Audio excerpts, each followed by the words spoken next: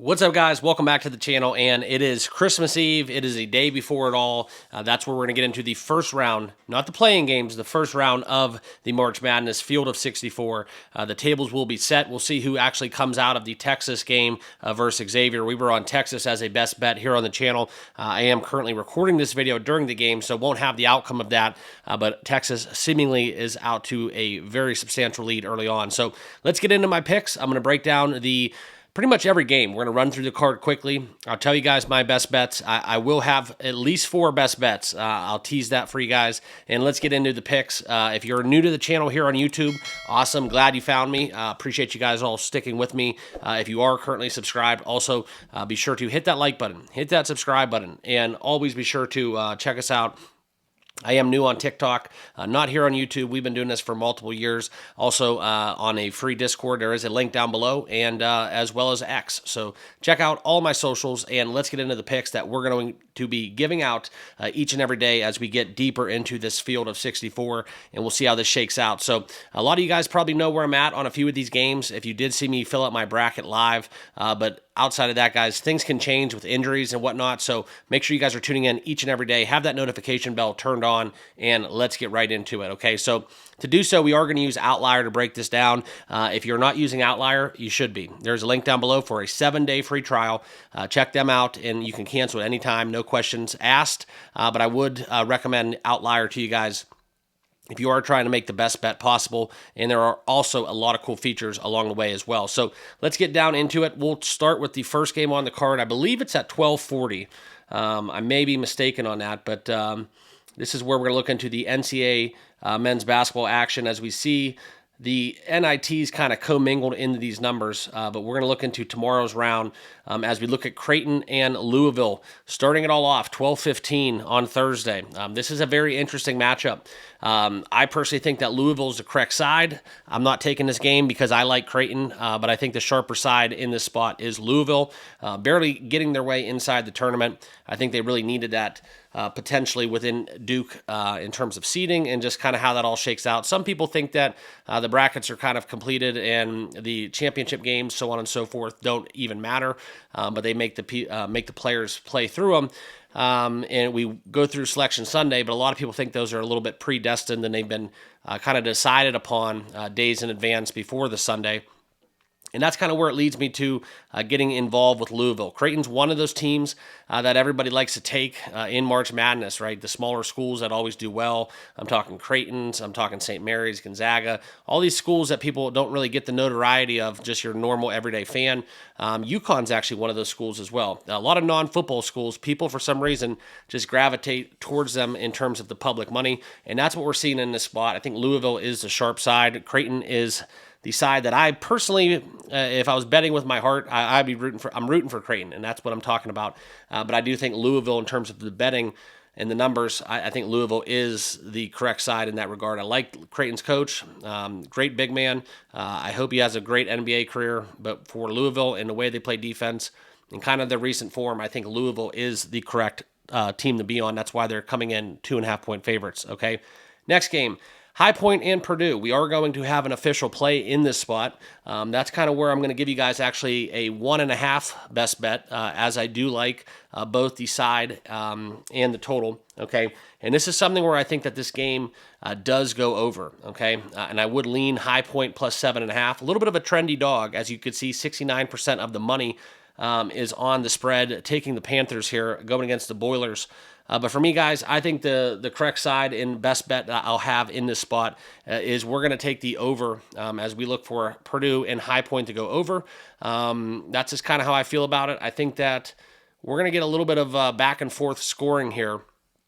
And if we want to talk about kind of why, this is something where you look into just the efficiency that they're playing with. I think that Purdue, they're going to be a little bit motivated. I think that they're looking to avenge a early checkout in prior times. They've kind of had that stigma up until last year, and they have a lot of things to prove, to avenge that championship loss against UConn. I think this is something where they're going to be running and gunning. I think High Point as well is very hot. I think they're a live dog. I do lean High Point, and I think this is something where they're going to be cashing 3 points in this game at a high rate. I know 152 is a very high number, but I am going to go with High Point and Purdue. And if we look into the actual number, and this is kind of where I'll show you guys the beauty of Outlier, is you can see kind of the alternate lines. Okay, so over 151.5 minus 120 is my best bet that I will be giving out. This is the official play that I will be giving. I do have a lean towards High Point as well, but I will be taking High Point Purdue going over the total. I think we get a lot of points from High Point. I think they get over 80, and I also think that Purdue ultimately wins the game, but High Point covers. So if we get into the 80s on both sides, this is something that will lead to us cashing this over with ease. Okay. Next, let's go down the board a little bit. This is where we're going to see the next game. I would have to take Wisconsin. I think they're going to win by double digits, substantial margin. I know it's chalky going against Montana. However, when we talk Badgers, avenging that horrible shooting performance against the Wolverines, 25% from the field in the Big Ten championship. I think Wisconsin gets it right. I know it's a quick turnaround from that performance, but with Tonji and company, I just think the Badgers roll. Almost made my card, I'm not going to lie. Almost made my card. If we get a 16 in the market, if we get some buy back on Montana, I think this is a bet that I would lean very heavily on as well. Okay. Next one is we're going to get into the Houston. Let me click this one. Houston and SIU. Okay, so taking the Cougars in Edwardsville. That's kind of where we're going to look into this spot. I think this is where, if you guys watch my bracket unveiled, this is one where I think that this is the lopsided, or one of the most lopsided 1 versus 16s. Calvin Sampson and company, not unfamiliar to this. They pretty much walked through the Big 12 championship. Annually. But as we talk about this, guys, I think the big storyline here is SIU Edwardsville should potentially not even be here. They're facing a 2 seed within Houston. I'm sorry, a one seed within Houston. I believe they're second overall. But anyways, this is something where I think that SIU really does falter in this game. I think we watched Houston play early round games against a lesser foe, and I think it just gets kind of out of hand early. And that's kind of where I'm going to look into the first half, even the full game. The full game will be my official bet. It could get a little weird towards the end of the game, but I think if we look into the full game, and if you can find a first half team total, might even lean towards that a little bit more so, but I think we could get a little bit weird here with SIU, maybe some alternate numbers out there. But as it looks right now in the market, guys, you could take the under for SIU team total, and that's going to be my best bet. Okay, so we're going to bet that they don't hit 49 points. If you want to find the 49.5, you have to pay a little bit more, minus 135. But I'm going to go under 48.5, minus 105 for that team total. I also think that it is something where we do get a substantial margin of victory for the Cougars, as I have Houston in my championship game.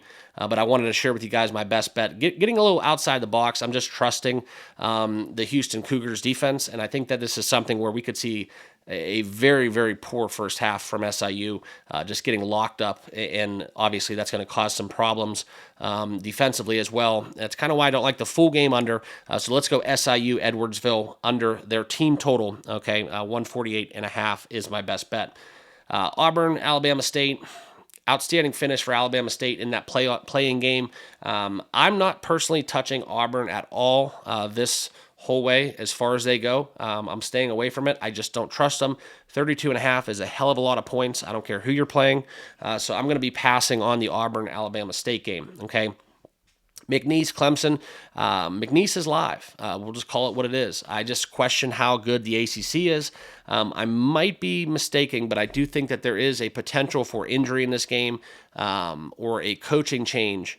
I believe it's a coaching change, actually. So McNeese, I believe their coach might be on the move, and that's something where you look at the NC State job. I was going to take McNeese. I think they were live dog. I had them actually going a little deeper in my bracket than most, but this is something where I'm going to kind of stay away from this one because of that coaching carousel. We'll see what happens down the stretch, but McNeese plus 7.5, plus 8.5 if you want to lay some juice is something where I think that we talk about the injuries within Clemson. I just definitely think that McNeese is live, and it came this close to laying his bet down, so I'm just going to give that one out as a strong lean. Okay. Next game, staying away from VCU, BYU, Georgia and Gonzaga. I hate to say it, no Anthony Edwards, but Georgia Bulldogs, I believe, are live in this game. I think 6.5, 7.5 if you want it, is too many points. I don't trust this Gonzaga team. They looked really, really good in the game against St. Mary's in that championship bout. But I just think the class of the SEC really does shine through in the postseason. So for me, guys, this is going to be a play. If I was going to bet it, I would lean Georgia. Another team such as Creighton, hearts with Gonzaga, rooting for Gonzaga, but I think Georgia and the points is the correct side, in my personal opinion, but no play for me officially. Okay. Wofford, Tennessee. Traditionally, you like to take the large points when you get these mismatches. I think Wofford is abysmal. I think Tennessee's defense is a reason why they're the number one defense in the country. So I do look for Tennessee potentially to have another low-scoring affair, maybe even potentially target Wofford under their team total. 19-15 on the season, 10-8 in conference. This is a complete mismatch. It's something where I think Tennessee does roll in the spot. So I would lean Tennessee and potentially under team total for Wofford into this game. Okay. The next game that we do have a play in, I'm going to grab 5 points with Arkansas. So I'm going to take Arkansas +5. That's going to be a bet with Calipari going against the Kansas Jayhawks that we have faded pretty much since their win against Duke. Ever since then, guys, the wheels have fallen off. Bill Self is beside himself. And in this spot, I really do favor the Arkansas Razorbacks. I think that this is the correct side. A little bit of a trendy dog, but I do think that Arkansas does enough in this game, despite Kansas probably having the better roster. I just think that the SEC sticks their teeth out a little bit. So give me the Razorbacks +5 in this matchup, okay? Next, Yale and Texas A&M. Now, this is a game that's going to be heavily bet. Texas A&M, a lot of people have them go into the Elite Eight, 7.5-point favorites against a Yale team who, once again, I know it's not maybe the best Yale team that we've seen in a while, but I do think Yale is live in this spot. Buzz is a great coach. I like him in the postseason, but not so fast. Yale comes in this game 20-7. 13-1 in conference, not your traditional Ivy League club, really taking care of business as well as we saw them kind of edge out Cornell in that championship bout where Cornell is a very good basketball team. Offensively, I think that what we see from Texas A&M, though, is solid guard play. I just think that this one may be a little bit too much on the bubble for me. As much as I want to take Yale +7.5, it would not shock me one bit if Texas A&M rolls. And my numbers kind of suggest that. I know Yale is a very live dog for a lot of people. A lot of people have them advancing. I just think that Texas A&M is a very underrated team in the SEC, and that's kind of where my head's at as I got to trust my numbers. I think Texas A&M bets it. Best Yale, I think, by double digits. I think this one could get a little bit 14, 15-point margin. That's kind of where my numbers are at because it's not so much a fade over Yale. I've bet them a lot during the regular season. I just think it's something where it's not the best Yale team we've seen. So if I was going to bet this game, it would be Texas A&M, but I am passing just because there is a little bit of me that thinks that Yale is live in this spot, okay? Next game out there is Drake and Missouri. We're going to lay it. We're going to take those points, 6.5 for Drake. It's going to be something where we're going to fade the SEC in this spot. And the reason why Drake is very much underrated, I know they're a little bit of a trendy underdog, but 30-3 on the season, 17-3 in conference. This is something where they've been 17-14 ATS. They've had a lot of big numbers as favorites. But Missouri, neutral court, neutral venue, or away from home, I just don't trust them at all. Some bad losses on the road. Losing to 14 by Florida, that's something that's interesting because that's actually pretty good.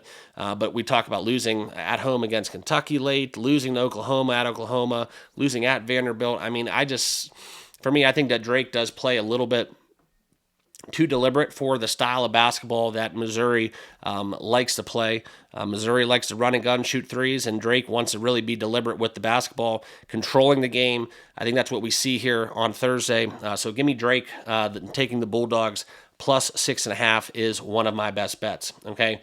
Next game on the card, Utah State and UCLA. Full disclosure, I don't bet for or against UCLA. But in this game, I know a lot of people, and the sharper side is definitely Utah State.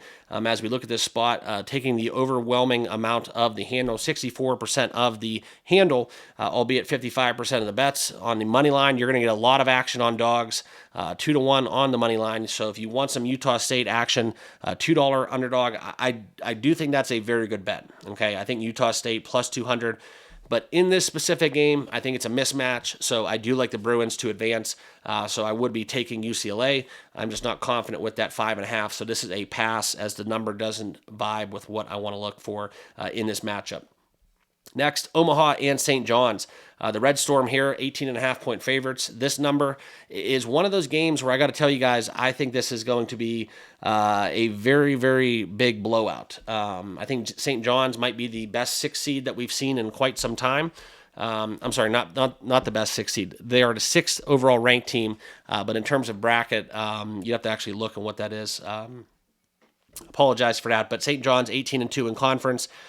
I'm going to lay it with St. John's, okay? I know it's a little bit more of a, probably more of a public bet, but I still think St. John's, what they're looking to do defensively, I think Omaha, as we look at them, it's not something where I'm very confident with them. And I think that in this spot, we talk about kind of Omaha 23-9 ATS, covering 5 of their last 5. I really just think that the potentially the mismatch in this game is too overwhelming, where the point spread really won't matter. Omaha can win, they can light it up, but I think that conference doesn't play a lick of defense, and I think St. John's, what they do best is play defense, and that's kind of where you look at Omaha being a great cover team as an underdog, but this is just a big mismatch for me. I'm going to roll with Patino. Give me St. John's to cover the point spread, fresh off a Big East Championship victory against Creighton, 82-66. I think they get this one done.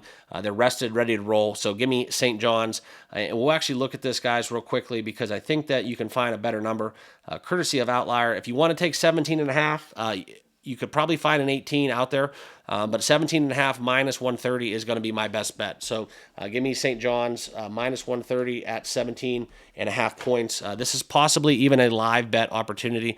Maybe Omaha, they make a couple threes early on. You might be able to get a 15, 16-point number for the Red Storm, but I do like St. John's to win by 20 in this opening round, okay? Back into it, we're going to talk a couple other games before we wrap this one up into the Friday card. 2 left on the slate, the late game within UC San Diego and Michigan. This is one where I think that UC San Diego could catch them, and that's exactly how I'm going to play it. But I'm going to take this one a little bit differently, okay? We're going to go into UC San Diego first half. We're going to take them on the first half. I think that they do catch Michigan a little bit sleepy. I just don't want to see the better team overall kind of persevere. So as we look into this game, we'll pull it up here on the card. UC San Diego, I know they've only been Division I for a little bit of time, but I think that they are very much the most underrated team in the whole construct of the tournament. And I'm trying to find how I can get to there. Give me 1 second so I can give you guys that number. Okay, and that's where we're going to look into Thursday's games, and we'll find that late game between Michigan and UC San Diego, and that's where we're going to get to the game props, or the game lines for the first half. Got to go down a little bit. Oh, and they're not going to let me do it.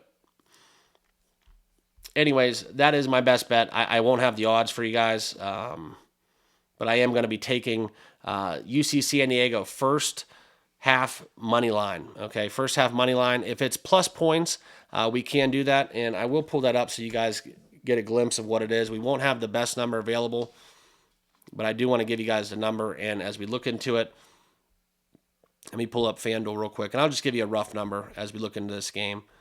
This is where we'll find Michigan, UC San Diego.